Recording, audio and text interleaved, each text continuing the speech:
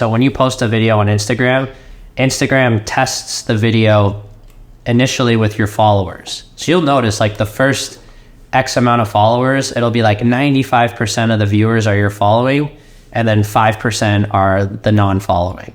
So like very little people outside of your following are seeing it. But if people react really well to it from your following, then Instagram starts to push it onto your non-followers. And a lot of times you can, I didn't know that. You can expedite that process by just having a lot of your followers share it with non-followers. So if you get a bunch of shares early, that's like the best thing you could have for your video. What's the 5 Ps? Do you remember it? Proper preparation prevents poor performance. There you go. It doesn't matter how much money we get. If we don't close, it's no money, right? So no close is no money. I'm everything that I am because of my dad's death. And I wouldn't be as successful without his death. All right, welcome to the Jason Theory, Season 3, Episode 4. We are joined with one of the first season guests from 2 years ago, and that's kind of crazy. It's been 2 years, but we are here with Blake, the owner, operator of Drone Hub Media, and it's great to have you back. Thank you, Jason. It's great to be here. I don't know if we need to talk about I'm not supposed to talk like that. No. So a lot has changed for 2 years. I mean, you guys have just really blown up. You've turned into not only a filming company, but now dealing with reels, monitoring and upkeeping people's Instagram accounts, gathering, helping people go viral, including your outreach and the agent's outreach. And just give us a little bit of a synopsis since our first podcast, which was the number one downloaded podcast was Blake's until last year. We started talking about commercial real estate with somebody during a really weird time. And I think it was the sex room talk. Oh yeah, that gets the going. Yeah, for sure. So we'll make up some pretend sex room, get you back up to number one. Okay, nice. Double down what's changed in the last couple of years? So the last even 2 years, was it probably 2 years ago? The entire content space in general has shifted from kind of this longer format, drawn out cinematic style to very punchy, very snappy social media edits. The content's also shifted from horizontal to vertical. I think last time when we were talking, that was sort of something that we were exploring, but especially in the last year, that's been sort of our main priority. So now, instead of these beautiful cinematic videos, which we still do sometimes, it's these punchy, quick kind of reels that hook you in, keep your attention for 30 seconds, and then the viewer can scroll on to the next reel. So that's sort of where it's become most prominent, I guess. Yeah, I will tell you, to get back to both of those, I love the punchy content for social media, for gaining views and just bringing people into your content and basically on your page. But I will tell you that at least once a month, when someone buys something, I will tell you they watch the full video and tell me that they watched the full video. So even though it may not be sexy in terms of social media, no, it works for sure. For the buyers, yep, they're watching the 4 or 5 minute video several times before they even come and see a place of mine, because they tell me. Well, when you're in the process of buying a home, you're like house obsessed. You're probably sitting at home on your computer every night looking what's on the market. And when you see something you really like, I just feel like there's an innate ability to just obsessively watch it over and over again. So the longer format stuff you're doing, I think, is super important for actually getting a buyer to commit and getting people excited about the home. And then the social media stuff is just to get more eyeballs on a larger scale. Yeah, I agree with you. I'm trying to remember the first time where you pulled out your phone and you're like, I think the first green content you're talking about was over on Belden on 351. Remember we did the bird's nest and it did really well, and you're like, oh, this is... Oh yeah, that did really well. Yeah, I think that's the first time with me where we're like, hey, let's start doing this type of content too. Yep. Which really did well. Yeah, I think that video had a few 100,000 views. Yeah. And it was just very snappy, very quick. I think people now are almost into more unique homes, I would say. Some of the big super crazy stuff's almost people are desensitized to it a little bit, versus that was a really cool loft space that your average person could be like, oh, that's like attainable, right? Yeah. So I think it captured a larger audience because of that. Do you, like when you have people come to you, and because people call me all the time and ask me, not really coaching, but like, how do you get on video? How do you do this? How do you do this?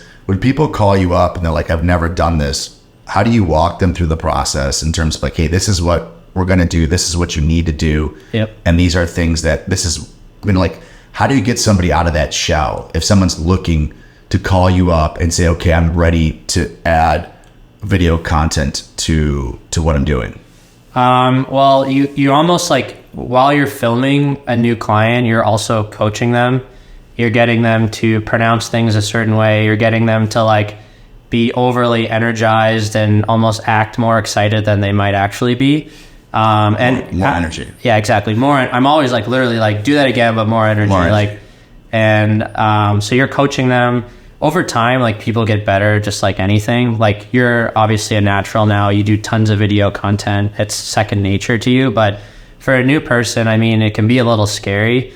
What's nice though is like a lot of the reels are cut so quick, so you're just looking for those like one sentences as you go along, and you can just kind of repeat them as many times as you want until you feel like, okay, like that's going to be a good little segment for the Instagram video. What have you seen? Like, so a lot of stuff that I'm reading now is that this manicure type of content is starting to not do as well as raw content. Yeah. Like, do you guys see yourself starting to kind of less manicure your stuff and get into more raw stuff? Yeah. So this is kind of interesting, but the NFL did a study last year where they compared the performance of their cinematic content that was shot like just by filmers on the sidelines at games, and then like kind of organic iPhone footage. And the iPhone footage outperformed the cinematic stuff by like 10 times. So now you see the NFL hiring videographers to walk around the sidelines with iPhones, which is kind of crazy. But I think just the format of that, like in Instagram, feels organic. It doesn't feel like, you know, it's like almost like you're not being pushed ads or pushed something that they're trying to sell. It just feels like someone out there randomly kind of created this content. And I think that's become like more easy to follow and more easy to watch because it feels very real. It almost feels like that organic content does well because the person feels like that could be them on the stands. Yeah, we call it like POV, so point of view. Okay. And essentially you're kind of replicating what the viewer would actually be seeing.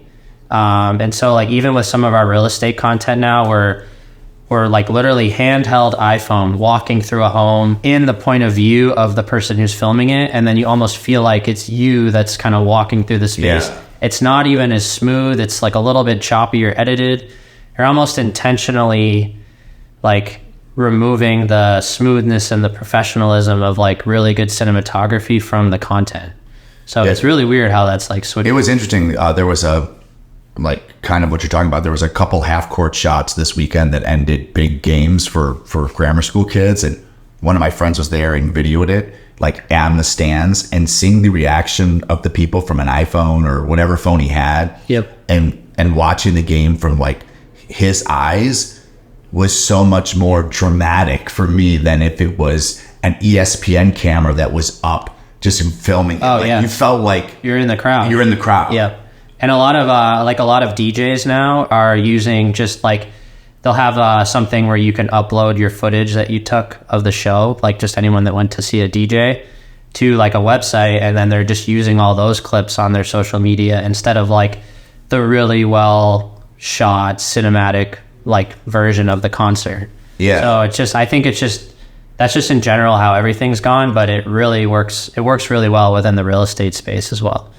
In terms of this filming, when you're going and you're filming all these homes now, what are the main things that you're concentrating on when you're at these homes? Is it what makes these houses unique? Is it the bedrooms? Is it the bathrooms? Is it the kitchen? Like when you're saying, hey, listen, you got this house, you hired me. This is what is going to go viral. This is what's going to bring people to your space and really get the word out about your new home. What are the spots that you're trying to focus in on? Yeah, so you're always looking for something that's very unique or very different, or maybe something that's going to cause someone to comment. So anytime you can get a comment or a share, that's like the most important thing for the algorithm. A lot of times we're looking for, I don't know, like just random stuff. Like we just shot one that had like a glass elevator, so we made sure that was like, you know, a preference in the video. The space in general is really important. A lot of times if there's like a really crazy view, then we'll focus in on that. Sometimes you can post an iPhone clip of just the view alone, and it'll do way better than like a fully edited video of the actual place. So there's like a million things you can be doing, but usually we try to hone in on like 2 or 3 unique things and then kind of fill it in with some connecting clips of maybe some of the main spaces so that you at least get a sense of the home. So that's kind of what we've been doing. Do you think, have you seen, like, you know, I know you hit on it and you want to start doing more of that raw, authentic and the iPhone.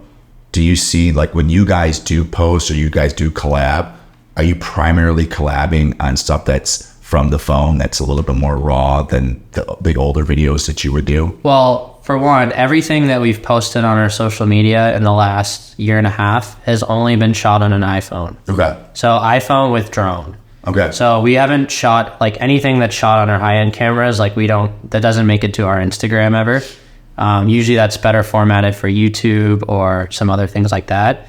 But yeah, we're trying to collab a lot with agents, but then we're also trying to run the content without being collabed as well, because the only real way to get a lot of followers is to have something go viral uncollabed. Because in the feed, once you're collabed with somebody, it takes away that follow button. So if your if it says like Drone Hub and KlopasStratton, there's no follow button. But if it just says Drone Hub, there's a follow button. So most people that follow you are going to randomly see, you know, your reel in their feed. They're going to click follow and they're going to go to the next reel without actually visiting your Instagram profile. So you want to like try to balance it out between collabing with people, but then also having enough well-performing content on your own to kind of grow that way. So when you guys partner up with an agent and handle their page also, you've got the reels, you've got the video, you've got green content, which is basically them talking about certain stuff in the house. How do you get these people who are, for lack of a better word, are kind of crutching on you? How do you get them to go do supplement stuff on their own? Right? Because I think you want to bring in a little bit of your, when I say your personality, not Drone Hubs, but I think these agents need to bring in a little bit more of their personality. And I think sometimes they're just leaning on 1,000 reels where you got to bring in some of your own. Yeah, I mean, most of the clients we work with, we're just posting all stuff that we've shot. Yeah. So I do know that some clients are pretty proactive and will take their footage and kind of rework it a little bit or use it as story posts and stuff like that. But we stick to like purely reels and essentially just stuff that we've shot. Do you coach them to say, hey, listen, you need to do some stuff on your own also, not just cutting your stuff up, but a couple videos here and there? We try to, but like, it's just, they're either people that want to do it or they don't. Like, it's really hard. As you know, it's really hard to force somebody to make content when they don't want to or don't have the time to. So most clients rely on us just to do everything. Just do everything. Yeah. And that's fine. Like, that works great because the results are there. We like to control the account and we like to control everything that's going out, because I find sometimes we get a new client and they're almost over posting. So sometimes you can kind of brush people off or annoy people if it's like too often. Okay. So there needs to be a balance, but I just try to stick to only high performing reels that we think will do well and something that's shareable. So when are you just doing their the reels and the main content, or do you guys also do stories and top stories? Yep. Yeah. So we'll do stories. We'll post like carousel photos.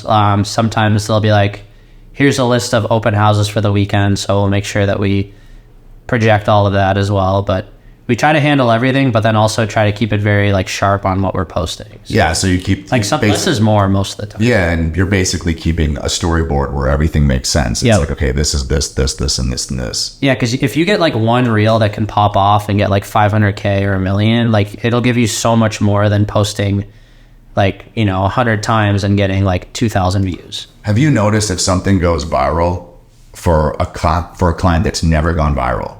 Yeah. Okay. Once it goes viral, are they easier? Do they pop off more? Yes. Or okay, so once you go, it kind of leads itself to more and to more and to more. Yep. There was an algorithm shift like a month ago that made it, there was like a run of 6 months where if something popped, like your next 5 videos would. Now it seems to be running a little more random again, which is how things were like a year ago. So it's not as necessary, but yeah, like usually if something does really well, your next 5 posts tend to do a lot better as well. So on average. Now, to shift a little bit, when we met a couple of years ago, kind of how I got the name of that episode that went crazy was the sex rooms. And that was the big thing you were seeing. Yeah. Plus some other things. But the sex rooms were the big things you were seeing. Over the last couple of years, what has been something that you kind of see all the time?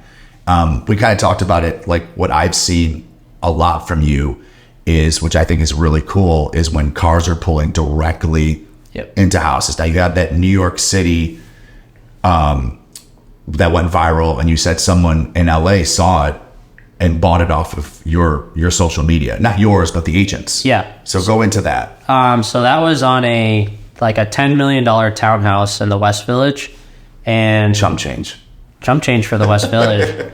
I mean, like, if you know New York real estate, like, it was a smaller place. Yeah, you get people there are like so desensitized.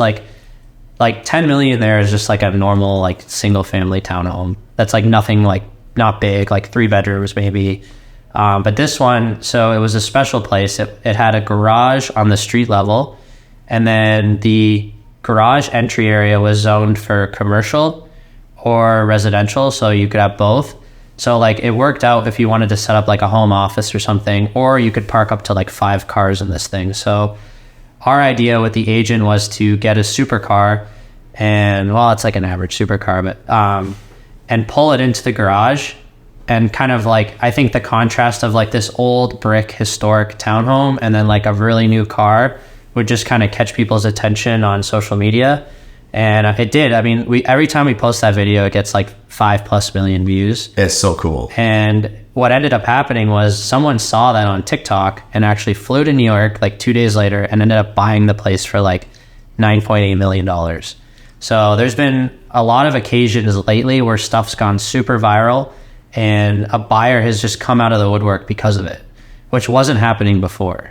Yeah. I think it just shows like when something can kind of get that type of engagement and get 3, 5, 10 million views, like just people, someone somewhere is going to see it, and you don't know where they're coming from, but it could create some sort of opportunity. You got to have that type of inventory, right? So if you don't, let's say you don't have that type of inventory, how do you get that momentum? And I'm not saying you have an answer for that, but that's why I always say it's hard. It's hard. Like a lot of the times, like the agent, like people don't care about like the agent specifically. Like if you're talking about something really interesting, then someone will tune into that. But most of the time, if something goes viral, it's because the house is very interesting. Yes, house porn. Yeah. It's not really like because the agent said something a certain way. Usually it's like, whoa, that place is crazy, I want to see it. Yeah. So I think that's still like, it still comes down to inventory a lot of the times. And then to get that first 5-second like grab, what are you doing on that video? Okay. Like, so is it like, do you start off with the money shot? Like this is like, you just did the one with the plane.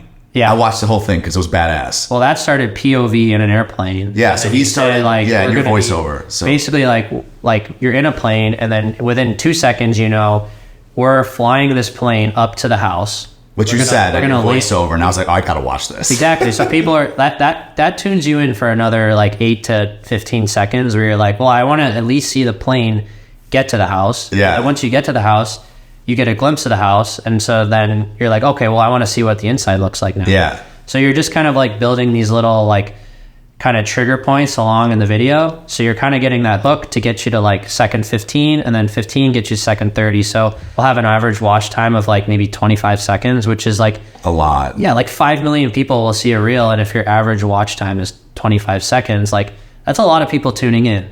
So that's like almost like half the people are watching the whole thing. 2.5 million minutes. Exactly.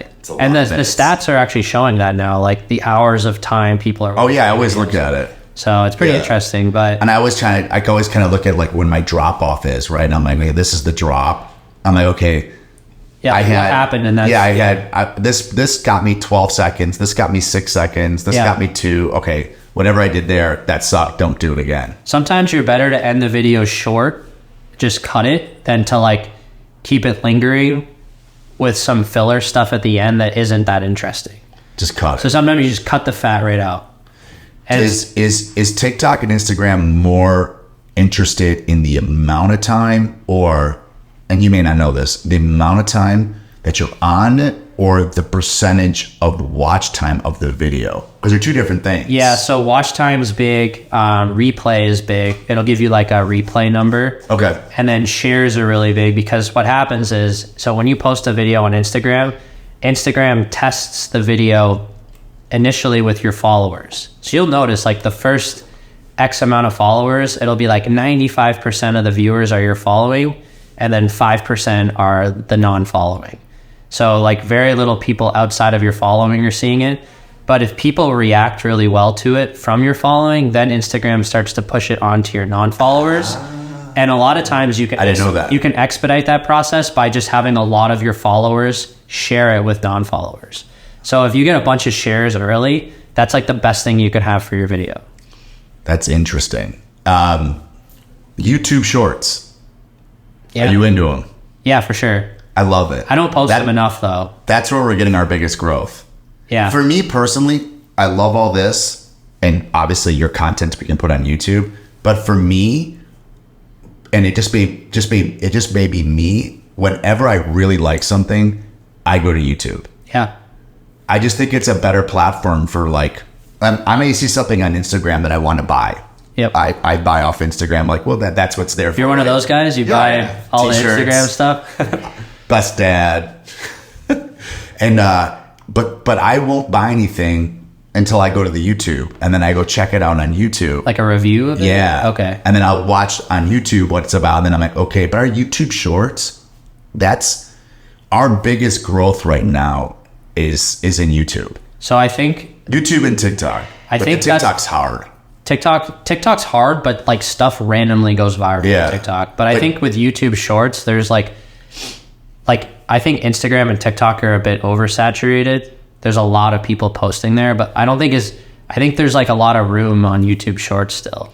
I don't even know I'm on YouTube Shorts. You know, sometimes I'm on my phone and I'm watching a video, and then all of a sudden I'm like, holy shit, I've scrolled through like 9 videos. YouTube Shorts? How did I get on this? I don't even know how I get on it. Well, sometimes you'll go on to look at like maybe like a listing video or something. Like I watch a lot of long form content on YouTube. And then all of a sudden I'm like on Shorts. But somehow it's like they have the app designed where you click on a short and then you're just caught in that Reels feed again. Yeah. Which is like, that's how it's designed. I mean, it gets me. Yeah, like, it gets me every time. It's like, but I don't even know how I got on it. Yeah. I subscribe to like probably 10 different, I subscribe to you guys too. So like, if you drop a video, the notification. I watched your video. That's how I watched the one flying, and then all of a sudden there's like videos underneath it, and I'm like, oh, this is interesting. And all of a sudden I'm in Shorts, and all of a sudden I'm on that thing for like 30 minutes. Well, have you ever noticed how on Instagram, like whether you click on a story or a post, or somehow you always end up in a Reels feed? Yeah. Like it's designed to funnel you into that, because they want your attention. Like that's their whole app is built around your attention. Like, that's where they make their money. But I do like the YouTube, because I do give out my Instagram account for like what I consider like my well, it's your website now. My website. Like everywhere, like I might have a website, but for me it's like if I'm meeting somebody, I send them my ad and be like, hey, this is me. Well, it's an easy way for them to like, you click on a few videos, you know exactly what you're about. And even with like restaurants, like we'll go to a restaurant and I'll look at the dishes on the menu, like on their Instagram, and decide if I like it. Like it's become like a platform for everything. My 12-year-old does all that on TikTok. Like if we're ever going to a restaurant, he hashtags that restaurant, and then he figures out what he's going to eat, because he wants to see the people eating it in the video. And there's probably some random couple that like drove in from the suburbs and they like saw your son's post of like a fucking spaghetti thing or something. That's nuts. So another thing, like to get back to what's trending, another thing that I've seen is we talked about those cars, but I also see them pulling into like the lower level family rooms. Like one of your videos was a beautiful car. It was glass. And then outside the glass was the family room. Like literally the bar, the 1,000 square foot TV, and then his cars to the left. Honestly, I don't know if I don't know what like, video that was. It was awesome. Like, man, everyone's put like, I guess if you got a $2 million car, if you're like a collector and you're it's very obsessed cool with cars, like, and you have something super nice, like, I kind of get it I do being on too. display, but also like it's a little cocky, I think. Like, well, you're in lie. you're in a $40 or $50 million house. Yeah. Cocky's out the window. Yeah, you're already there. You're there. Because you don't get there without having Yeah, some level of like self-worth or confidence. So let's talk about a couple other phenomenal homes that I've watched. You've seen. You sent me some raw footage. We've got. Let's talk about filming the island that's for sale, the house on the island. Did you do that one? I've seen. Yeah, in Florida. Yeah. So Yes. talk about that. That's Tarpon Island. It's in Palm Beach, not West Palm Beach. Once you're on the island, the prices, once you cross over that bridge from West Palm Beach to Palm Beach, like the prices like triple basically. And it's one of the most exclusive islands, obviously, where it has the world's most amount of billionaires live there. But this one guy, basically, I think it was originally a man-made island that has its own bridge.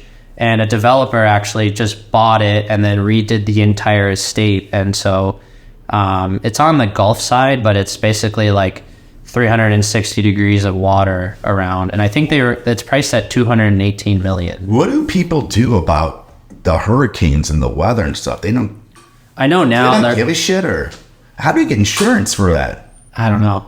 That's not my forte, but I know they're like a lot of these buildings now are like super hurricane proof, like the glass they're using, the structure they're using, like it's Like a Shark Tank. yeah, exactly. Like they're pretty, I mean, and then most of the like expensive like individual homes will have like really expensive like hurricane shutters so they can basically like board up the house on the go if they need to. So your favorite house we talked about 2 years ago is James Cameron because of the the history, yeah. the props that were in the place, the Titanic, all the stuff that he had. Yeah, Avatar. Yeah. So what is over the last 2 years? Talk to me about a couple homes that you've seen. Obviously, if you have ones that you have an NDA on, don't say anything. But stuff that you've seen where you're like, Yeah. these are great like you were just taken back. Well, the one we just did, we went over to Normandy, France last fall. yeah. And this was a chateau that was essentially valued at like $1 billion or something. The people that designed Versailles actually like designed this 10 years earlier. So it's the same gardener, the same architect. It was almost like they call it like the newborn of Versailles or whatever. And it has one of the largest public gardens or largest private gardens in Europe. It has an 18-hole golf course. Some of the items that we saw there were like super crazy, like Marie Antoinette's son, his wheelchair. Like this guy has this one of those Just priceless stuff. just crazy, like just insane paintings, like Steinway piano, but like Steinway's first piano ever, like stuff like that. Where it's just there was a grotto that he actually designed during COVID. Like most people during COVID are like The grotto sitting in is their house. like let's take a pause. Play a little satanic, no pause. Let's play the grotto. All right. So right now, hopefully the grotto's playing behind us while we're talking. It's So yeah, insane. essentially there's like a huge waterfall, and then you go behind the waterfall into this space, and it almost seems like a ritualistic type space with water pouring in from the sides. And I know the owner, it was broadcasted that he was having like some pretty crazy parties there, like during COVID. So he'd have all these people fly in, and they would have like some crazy like rave type party with a DJ in there. Oh, they were in horse heads and stuff. I've seen these movies. Yeah, I've seen them too. Yeah. But it was a really cool space. Like the design of it was They were epic. probably talking about the next plague. Probably designing it. Design it. So like when you see a place like that, I mean, do you ever say anything to somebody, be like, man, this is amazing? Do you ever say that to the owners, or do you want to keep your cool? Yeah, you got to keep your cool. I had an incident. It was An incident. the first year I started Drone Hub. I was in Atlanta, Georgia, filming Usher's house, And I asked Usher for a photo in his kitchen. Usher was pissed about that, kicked me out of the house. The agent came out crying. She almost lost the listing. And so ever since that moment, I was like, I'll never ask for a photo, an autograph. I'll never, like, you have to just act like you're there to like do a job and you're chill, and you know, you have to just like keep your cool. Well, I heard he's a prick anyways from other people, so besides the fact, so fuck Usher. I've heard that from people who know him. It's like, dude, he's something else. We were literally like 20 years old and like didn't know what we were doing at all, so somehow we ended up at his kitchen. Was Little John there? No. But his wife was his family was super nice. Super nice. Yeah. And then, so that's the Usher incident. We've got the grotto. How about the another one of your reels that went viral that actually I used and did well for me too? I borrowed the footage. Was the Sliver building that was made in the speaking of Steinway. Yeah. The Steinway building in New York that overlooked. I mean, first off, I could not live there. I'm scared of heights. Do you ever go up there? You get like vertigo up there. Yeah. You're like detached from the world, basically. What, do you ever feel like weird? No, I mean, the only reason that you can build these super skinny towers in New York is because Manhattan is all bedrock, so they can anchor these places in. Like in Chicago, it's like a lot softer. So they're building like anything super tall has like almost like a pyramid format to it. Yeah, like super thick base and then gets narrower. There, it just stays super thin the whole way from the start to the top. But for that one, I think that was definitely our most viral video ever. I know between our account and then Eric Conover's account, it had like 300 or 400 million views on like the 6 or 7 videos we posted. His one video got like 62 million on Instagram. And then is he the one that did? So he was in that drone shot where we basically pulled back, and then it's like all of Central Park behind him. And he was on a balcony. On the balcony. Yeah, yeah. Who goes out on that balcony that high? I don't know, the people that buy the place. I would never sit out there ever. It's ever. Like and it was like, if there's ever an attack, that's the first building that's getting hit. I don't know though, because like let's not talk about it. That's all I think about when I'm up in those big buildings. I'm like you're just staring into space, and it's like so far up. Well, there are days where you go up there, and if there's like a fog, you're just above everything. You don't see anything. You just see like a white layer. Who lives in these places? Are they just multiple homes that are empty, people stashing cash and a hard asset? Some people live in them, and then some people are just parking their money in them. It's like a lot of these tall ones are pretty vacant. Yeah. Which is like, so I mean, they're spending like $60 million on So when they flip these, who's buying them? And more people looking to park money. It's this ongoing cycle. Just ongoing cycle of Russians parking money. It just tag your top 5 ever Russians in the it's crazy. And then you were also, so did you video, I forgot you told me that, did you video the Porsche building, or you just knew about it? No, we videoed a couple of units there. So this Porsche building, and we filmed continue. No, go. No, so this Porsche building is in Sunny Isles, Florida, which is kind of this like wealthy strip of beach, like a little bit north of South Beach. And this place has, how many billionaires? Has 22 out of the 3,100 billionaires live in this one building. People, that's a huge percentage for one building. I've never seen a more stacked garage. Like, so there's the ability to park your car. Like, so there's an elevator up the middle of this building, and every single unit has a 1 or 2 car garage. And then the penthouse has a 4-car garage. So like, you basically drive in, this like automated like jack basically takes control of your car, puts it onto a elevator, and then spiral spins you up to like this. Yes, so you're going up like this the whole way. Oh my god. And then it like rotates you to your unit, and then it shovels you in your car into your garage, where there's basically like a glass display, and you're looking at. So the car's off once you're in there. It's all automated. It's all automated. So you're not. Because I was thinking about the car running with the exhaust. Yeah, there's no exhaust. Like there's no exhaust issues, because once you're on that like lift that kind of scoops you into the elevator, your car's completely off, and then it's all automated. The website's crazy. 560 million to make. The HOAs are 8,100. I mean, just like, I was like, wow, because Blake was talking about, that's unreal. Yeah. You said, you think Messi lives there? I know he owns a unit there. He owns the unit there. And then there's a bunch of like, it's pretty wild though. That building actually, so there was like a developer war, and another developer built like another one, like literally like. Yeah, you got to see the it. picture. Maybe we'll pull the picture and put Throw the picture up. It's like, there's nothing around it, and then there's these two buildings that are just stuck next to each other, which is like done out of spite. I'm surprised with a building of that stature that they didn't buy the air rights. I was surprised too. Because in Chicago, though, 55 Erie, when they built that, he bought the air rights. So no one can like come in and so mess up no the one can view. come and mess the views up. So people, I mean, the first person to buy air rights, hate him or love him, was Trump.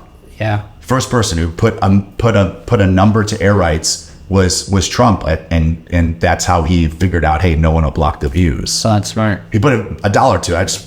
When you read the book, The Art of the Deal, which I read like 30 years ago, he was talking about how he was the first to buying air rights, which was like, man, that's really cool. But Well, I'm surprised he didn't do that. That was one of the first things I asked. I was like, how did this even get approved? Like for someone to come in and build this, and I don't know. I mean, if he owns the land and he's within the zoning requirements. But what's wild is, so the Porsche Tower is round, and then the other building is almost like shaped around it. So like it blocks like anybody on the south end of that tower that had ocean views. It's like they're almost gone now. But he also screwed himself because that wall is facing Porsche Tower. No, but that wall isn't like a window wall, basically. Oh, there's no views? No, so like all the units on the building next door, which so the views are this way. They're either sunset to the west, where you see like downtown Miami, or they're just ocean. Okay. But then the other side of the building where the tower isn't, you still get those south views all down the coast. So they just, like, whoever built the other one designed it around maximizing their view and blocking the Porsche Tower view, which is kind of wild.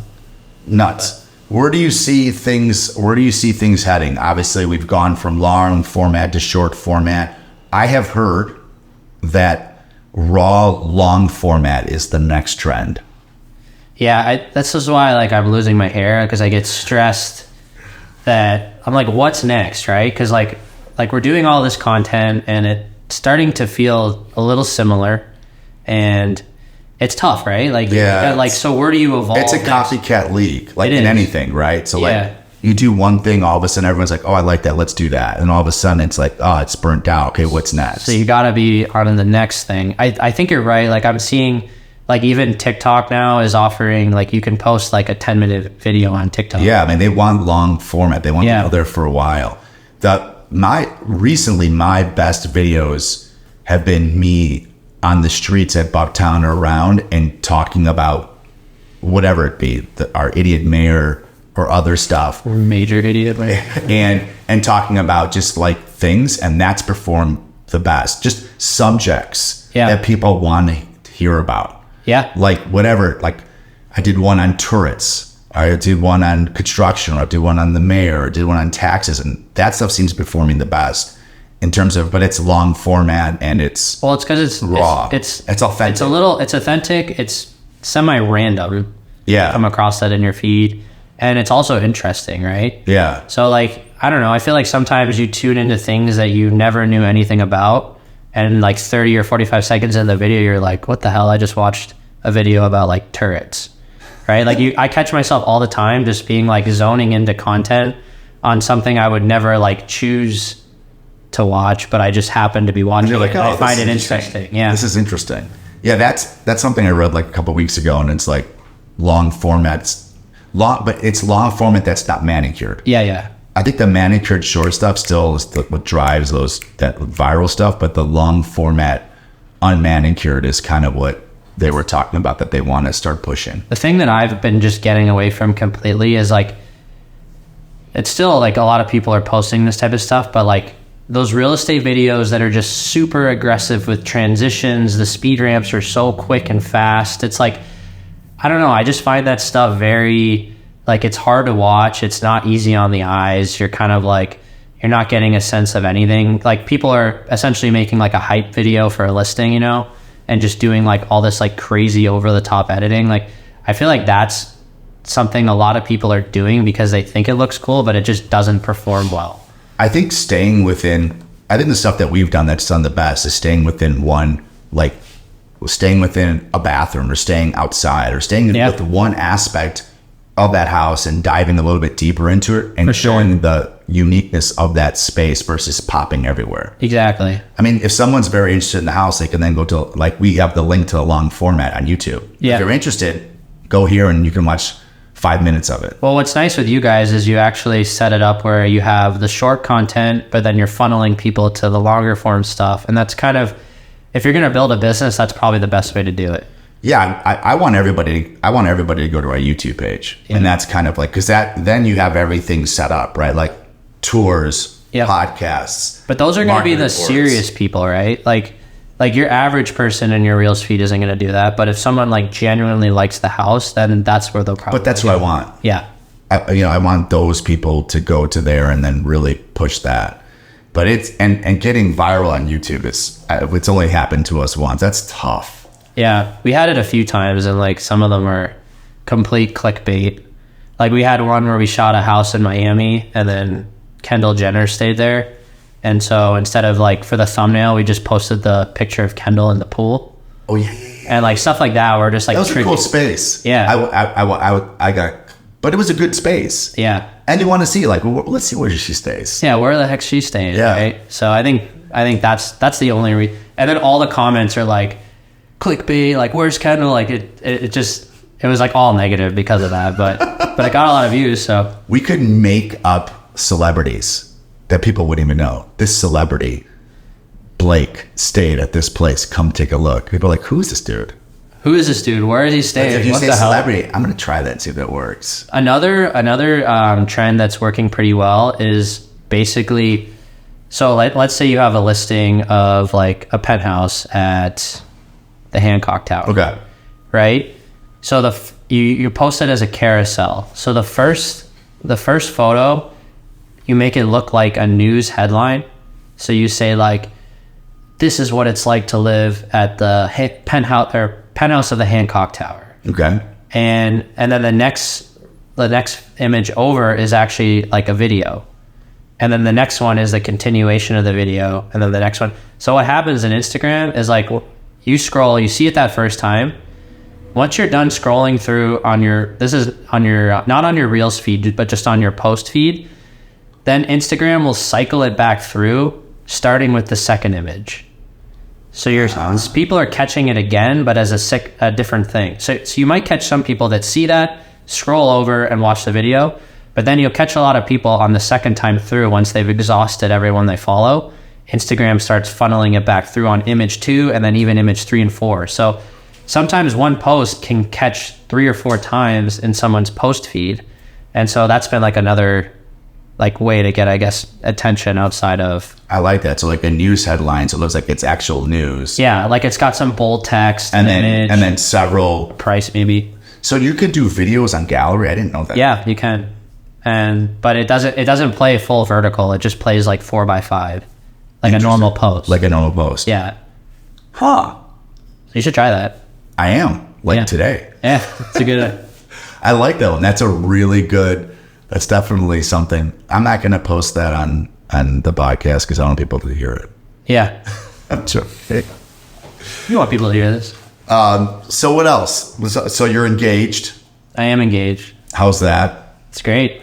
Are you finding time to manicure your love and keep this empire going? I do think there is this like misconception of like I'm just traveling and I'm on vacation 24/7 because of like but that's the way what your Instagram looks like. Oh, for sure. I know that, but a lot of times it's like and golf. Get to LA, shoot from sunrise to sunset, go to Chipotle, and then go to my hotel and go to sleep, and then get up and do it again. You have to video those. The only videos I see are you golfing and eating 5-star food and smiling and putting hearts by her name. That's what I see. Well, that's my one guilty pleasure is like eating the food. Yeah, I eat out like 365 days a year. Favorite restaurant in Chicago?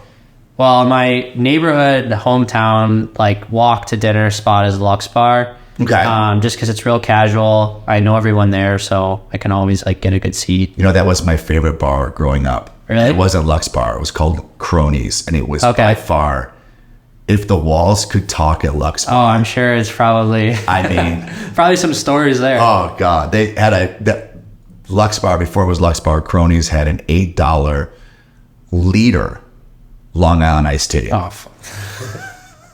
And then when That sounds like a hangover. I just lived at that place. Like, I would order pizza there and walk there and watch TV, and it was great. But then we just devised the Strong Island iced tea, which is just the liquor and no iced tea. And then I'd have like 1 liter. I'd be on my second liter of that and just like face plant. Well, this is how like in bed with Lux Bar I am. Like the head bartender was actually my neighbor in my building. Oh my God. So like he always took good care of us as well.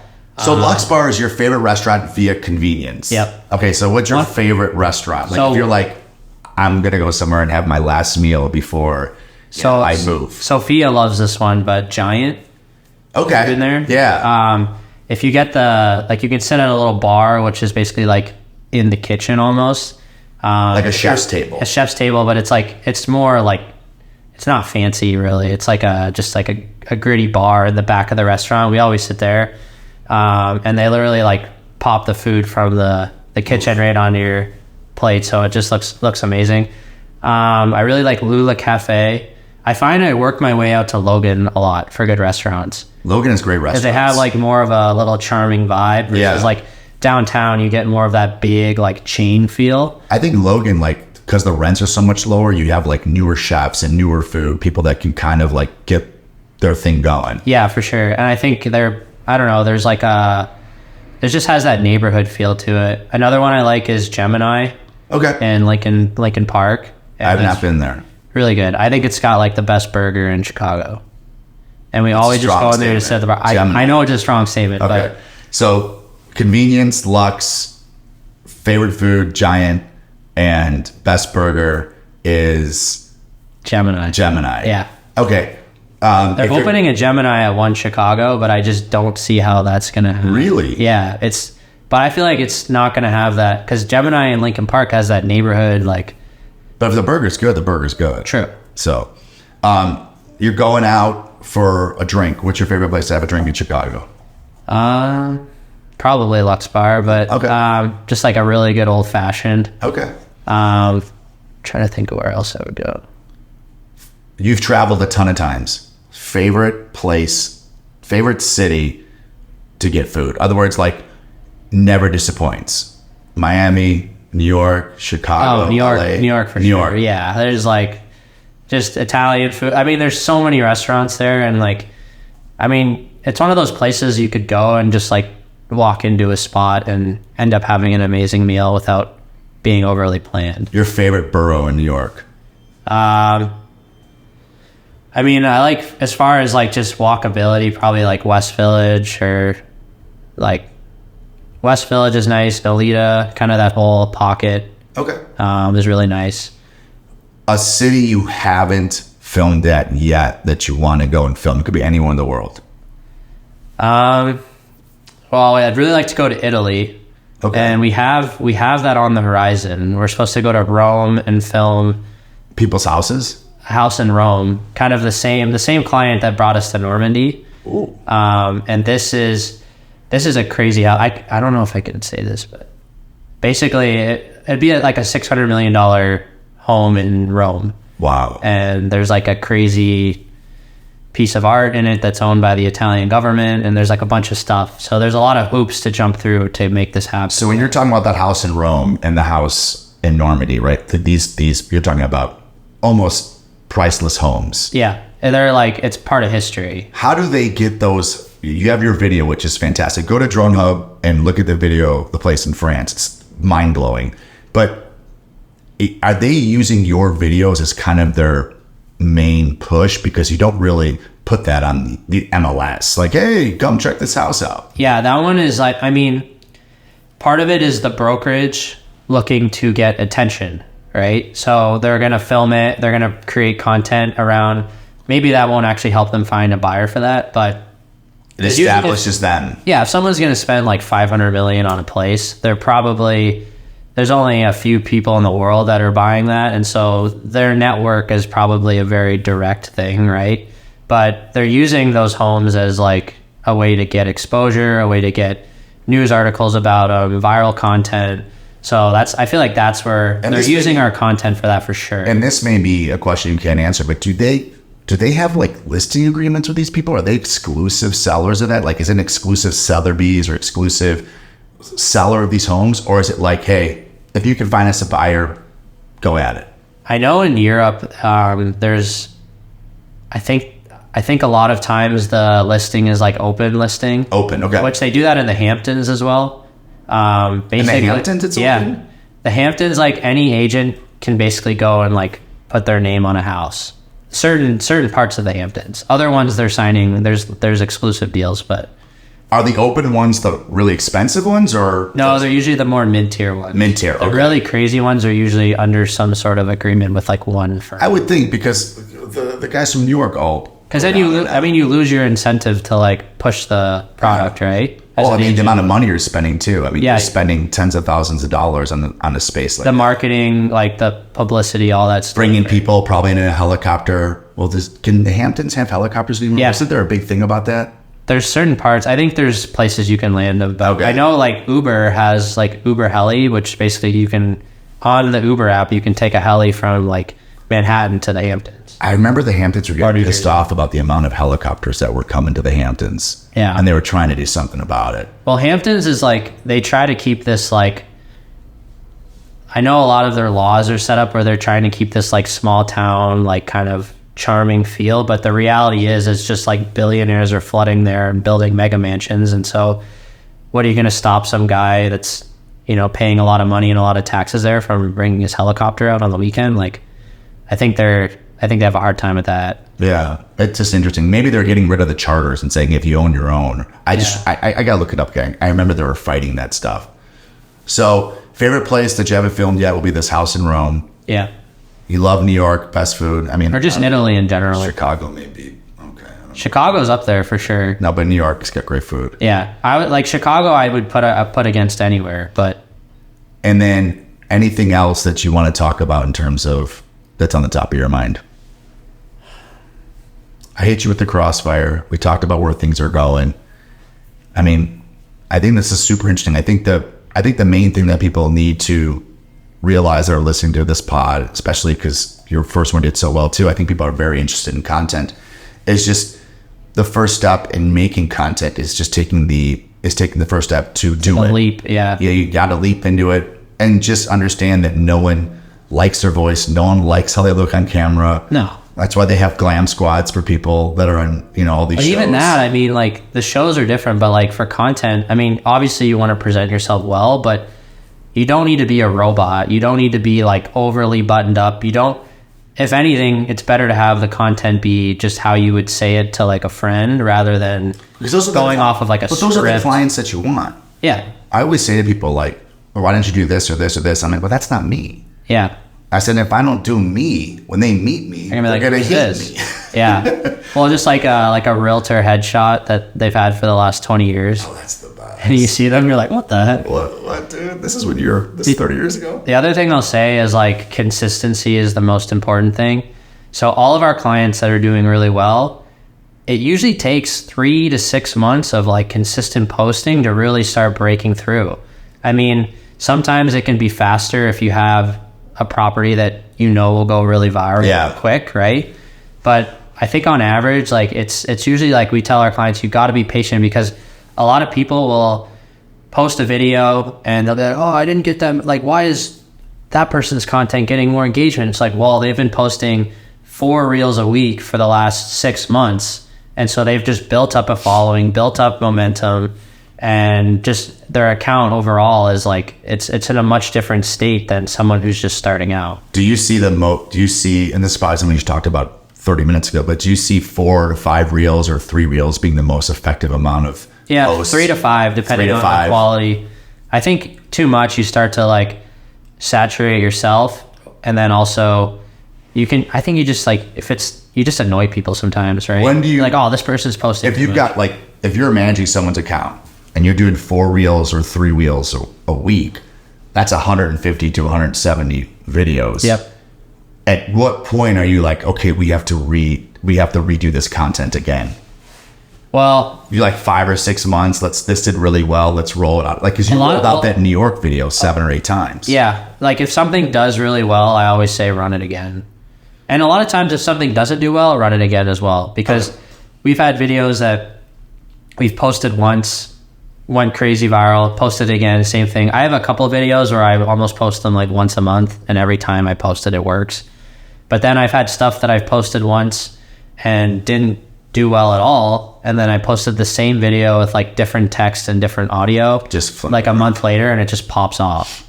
So I think it's almost like every time you post, you're giving yourself an at-bat, you know, and the more at-bats you have, the better chance you have of something popping. I know. I love your voiceovers too. Like, those are my favorite videos. Oh, I get ripped on. Yeah, Like but I I get them. so many voice actors reaching out every day, basically saying like, nicely that my voice isn't very great and that I should hire them to do the voiceovers. But then that wouldn't be us, right? Yeah, it wouldn't. And it's authentic. I try to dumb it down to almost like a 6th to 8th grade level, where I'm basically narrating the stuff as like I would say it to a buddy. Yeah. And I'm not getting overly specific. You kind of let the visuals take over a little bit, and just keeping things really simple and almost narrating it as a reaction rather than a script about the place. My So, like, social media person tells me all the time, like, dude, they're like, don't go too deep. the best way to do it is like to watch the video and just talk as it's playing. Yeah. Like, and you almost like, you kind of know what's coming up next, and then you can just refilm it or try to. Yeah, because when it hits you the first time, it's like, oh, look at that. Yeah. Look at this. Yeah. So I do like that. I think people's like raw reaction is the best way to kind of go about it. That's got when we do voiceovers, it'll be the video. I'll watch it once just to know my timing. Yeah. And then all of a sudden we run it and I'm just like, all right, seat of the pants. Although I will say, I think a realtor needs to be a little more polished than I do, because like I'm not representing the property. Like we are in a way, like visually and online, and especially if we're collabing with the agent. If I'm running it by myself, then I'll be a little more myself. If I'm running it collabed with an agent, I'll try to have maybe a little more professionalism in there. Do you do voiceovers and collab? Yeah. And it's your voice? Yeah.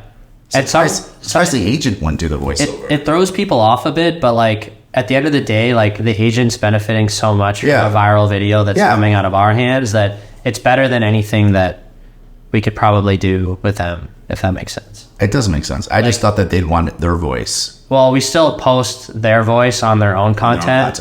But I would say like usually when you're posting, you always want to try to collab with an account that's bigger than yours and let that account do what they're good at. Yeah. Because that's the best way to get the most engagement on a post specifically. Yeah, you're legging into their viewers. Yep. Versus if it's another agent on our account, it might just sound out of place. Okay, I got you. All right, that's our time. Ooh, we went for a while. Was that how long? I don't know, but it was good. I like it. I'm energized. I'm gonna go do the thing that we talked about. All right, so Blake, give us your vitals. Say somebody wants to get a hold of you to have them start this process. So our Instagram is at Drone Hub Media. And I used to have a sales team, but now we just get DMs every day of clients reaching out. So the exposure has helped us a lot.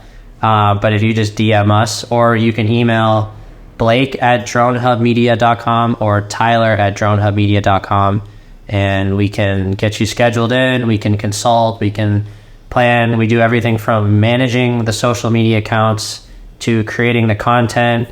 We create long form videos. We create shorter Instagram, TikTok videos. So, and everything is, the value with us is over the years, we really understand what makes a home valuable and what makes a home interesting. And so our obsession with real estate, I think, is definitely translated to the content that we're producing.